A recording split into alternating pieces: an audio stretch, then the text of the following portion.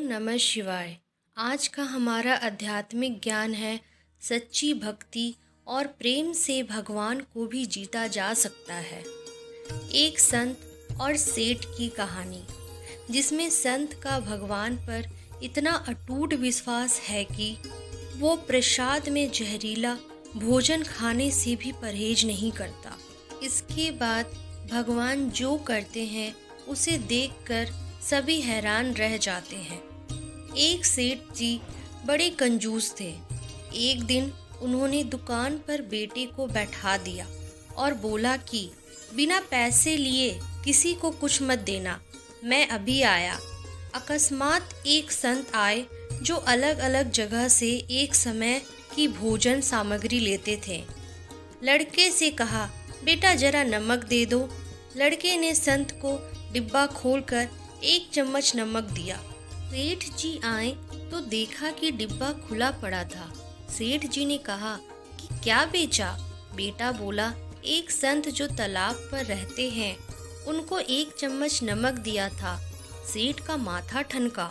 वो बोले, अरे मूर्ख, इसमें तो जहरीला पदार्थ है। अब सेठ जी भागकर संत के पास गए। तब तक संत भोजन बनाकर भगवान का भोग लगाकर खाने की थाली लेकर बैठ चुके थे। सेठ जी दूर से ही बोले, महाराज रुकिए, आप जो नमक लाए थे नमक नहीं बल्कि जहरीला पदार्थ था।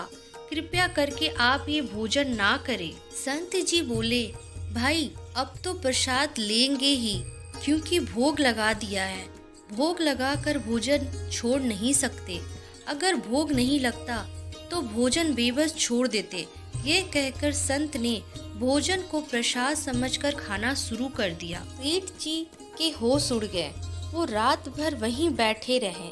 सेठ को रह रहकर ये चिंता सता रही थी कि अगर संत को कुछ भी हो गया तो बड़ी बदनामी होगी। रात में अगर तबीयत बिगड़ी तो कम से कम वेद को दिखा देंगे। सोचते सोचते उसे नींद आ गई। सुबह रोज की तरह संत जल्दी उठ गए और नदी में स्नान करने लगे। सेठ जी ने कहा, महाराज तबीयत तो ठीक है? संत बोले, भगवान की कृपा है। इसके बाद वे पूजा के लिए मंदिर चले गए। जैसे ही संत ने मंदिर का द्वार खोला तो देखा कि भगवान के श्री विग्रह के 2 भाग हो गए हैं और शरीर काला पड़ गया है। ये देखते ही सेठ को सब समझ आ गया कि भक्त के अटल विश्वास को देखकर भगवान ने भोजन का जहर भोग के रूप में स्वयं ग्रहण कर लिया और भक्त को प्रसाद ग्रहण कराया। इसके बाद सेठ ने तुरंत घर जाकर बेटे को दुकान सौंप दी और स्वयं संत की शरण में आकर भगवान की भक्ति करने लगे। धन्यवाद।